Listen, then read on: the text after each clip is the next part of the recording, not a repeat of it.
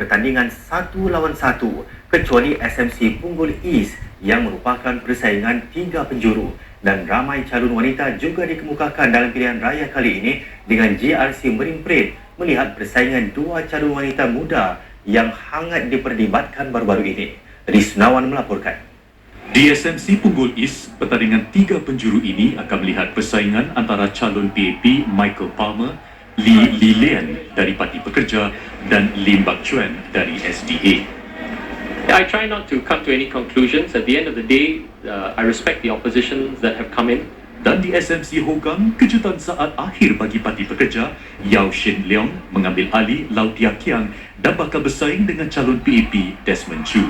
Seperti yang dijangkakan, SMC Potong Pasir melihat pertandingan 1-1 antara calon PAP Sito Ipin dengan calon SPP Cik Lina Chiam, isteri Encik Chiam Sitong, Setiausaha Agung parti tersebut. I feel very happy that I'll be able to contest in Potong Pasir and to help my husband to continue his legacy, to take care of Potong Pasir. Selain Cik Lina, 39 calon wanita bertanding dalam pilihan raya kali ini. Buat pertama kalinya, anggota GRC Marine Parade Dr. Fatimah Latif akan turun padang untuk berkempen. Memang tidak ada faktor-faktor yang membuat seorang wanita tidak boleh menjadi ahli politik yang baik, ya. Dan begitulah telah saya lakukan 5 tahun ini. Kita menunjukkan bahawa seorang wanita kita boleh bekerja keras, boleh melakukan apa juga, boleh mempertengahkan isu-isu di parlimen dan sebagainya. Jadi inilah yang akan kita berkongsi sama dengan Cik Tin ataupun kaum wanita lain yang baru datang ke hadapan, ya. Dan setelah berakhirnya hari penamaan calon, sudah tiba masanya bagi calon-calon dari Parti-parti pembangkang bertekad untuk memberi persaingan sengit kepada parti PAP dalam pilihan raya kali ini. Antara matlamat yang pihak pembangkang mahukan ialah menubuhkan sebuah parlimen bertaraf dunia pertama. Parti Pekerja akan berentak dengan PAP di 4 GRC di Aljunied, Moulmein Kalang, East Coast dan Nisun serta 4 SMC termasuk Juja dan Hougang. Kita mahu memperbaiki suasana di East Coast GRC tentang kebersihan, pengangkutan awam yang begitu singkat, bus services agak kekurangan. NSP pula akan mencabar kubu kuat PAP di 4 GRC dan 4 SMC. Ini walaupun terpaksa menghadapi beberapa kejutan siang tadi.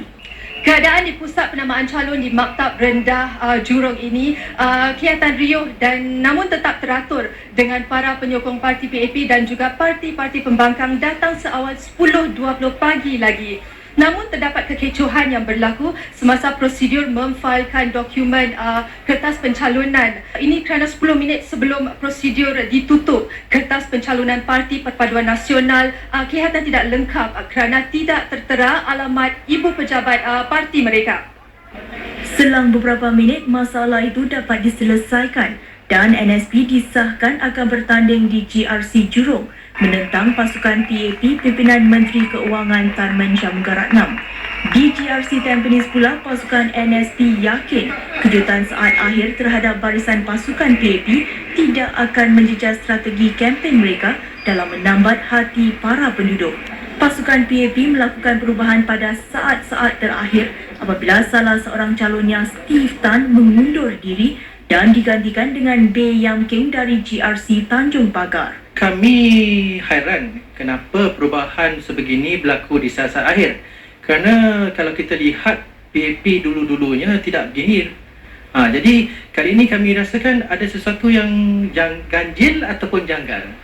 Tapi ia tidak akan menjejas pasukan kami. SDP pula akan mencabar kubu-kubu PAP di GRC Holland Bukit Timah dan Sembawang serta 2 SMC iaitu Yua dan Bukit Panjang. Perkara-perkara utama national issue seperti warga mas, tentang pekerjaan, tentang perumahan, young couple, orang muda tidak diberi peluang sebagai rakyat Singapura untuk memperolehi rumah. SPP pula bersiap sedia untuk bersaing di SMC Potong Pasir dan SMC Hongkong serta GRC Bishan Toa Payoh yang akan menampilkan seorang calon Melayu. Pilihan raya kali ini saya lihat hard fight lah, maksudnya 50-50, tapi kita akan berjuang, SPP akan berjuang lebih keras bekerja untuk berkhidmat untuk rakyat Singapura. SDA akan bertanding di SMC Radin Mas dan GRC Pasir Ris Punggol, manakala Parti Reform pula di GRC West Coast dan GRC Ang Mo Kio. Saudara, ikuti selepas ini sidang media Perdana Menteri selepas proses penamaan calon. That we are contested and contested strong. Terima kasih kerana masih bersama kami.